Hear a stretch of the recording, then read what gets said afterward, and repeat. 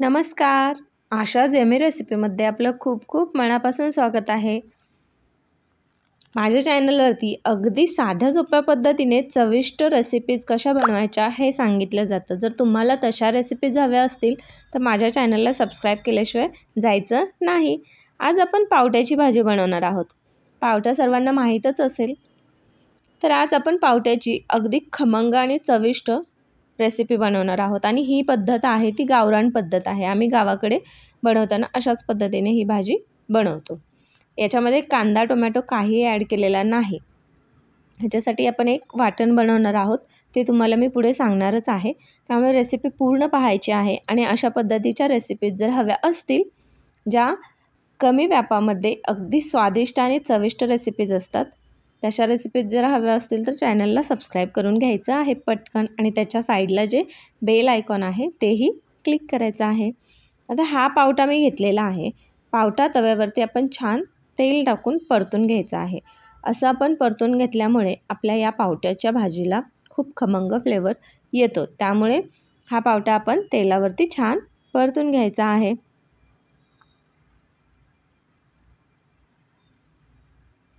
तुम्ही पाहू शकता आपला पावटा छान परतून घेतलेला आहे.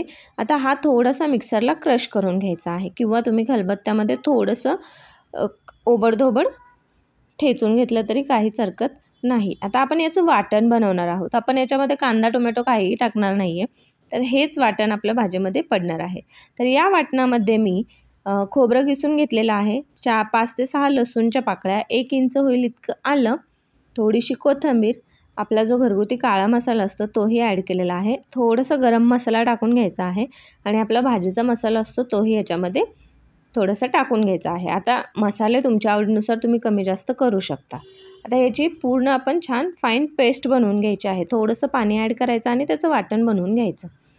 त्यानंतर आपण गॅसवरती कढई ठेवून कढईमध्ये 2 चमचे तेल टाकून घ्यायचं आहे आणि त्या तेलामध्ये आपण जे वाटण बनवलं होतं ते वाटण याच्यामध्ये ॲड करून घ्यायचं आहे. पद्धत अतिशय सोपी आहे ही बनवण्याची. 10 ते 15 मिनिटात अगदी कमी व्यापामध्ये ही भाजी तयार होते, पण अगदी चिकन मटणच्या रस्स्यालाही मागे करेल अशी ही भाजीची चव आहे. तुम्ही करून पाहिल्याशिवाय तर तुम्हाला समजणार नाहीच. त्यामुळे ही रेसिपी करून पाहायची आहे आणि करून पाहिली तर कशी झाली हे सांगायला विसरायचं नाही. कमेंट सेक्शन असतं त्याच्यामध्ये तुम्ही कमेंट करायला काहीच हरकत नाही.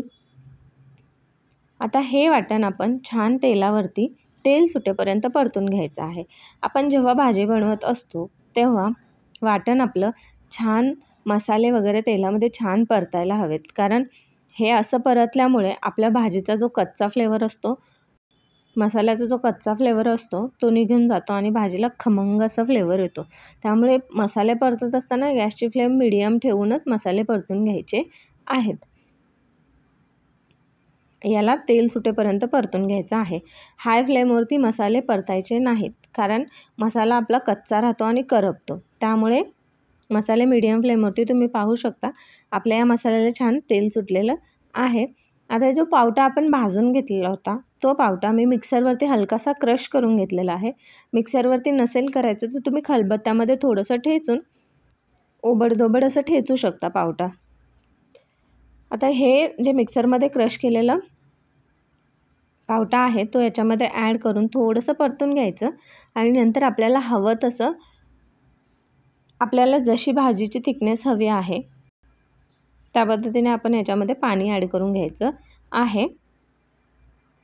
मी साधारणतः अर्धा ते पाऊण ग्लास याच्यामध्ये पाणी टाकलेलं आहे, कारण हा पावटा थोडासा शिजवायला पण लागेल, मग त्याच्यामध्येही पाणी कमी होतं थोडंसं. त्यामुळे मी 1 पाऊण ग्लास पाणी याच्यामध्ये ॲड केलेलं आहे, म्हणजे शिजून आपला अर्धा ग्लास पाणी याच्यामध्ये राहील. तर रेसिपी कशी वाटली हे कमेंटमध्ये सांगायला विसरायचं नाही आणि आवडली असेल तर पटकन चॅनलला सबस्क्राईब करून बेल आयकॉनवरती क्लिक करून घ्यायचं आहे.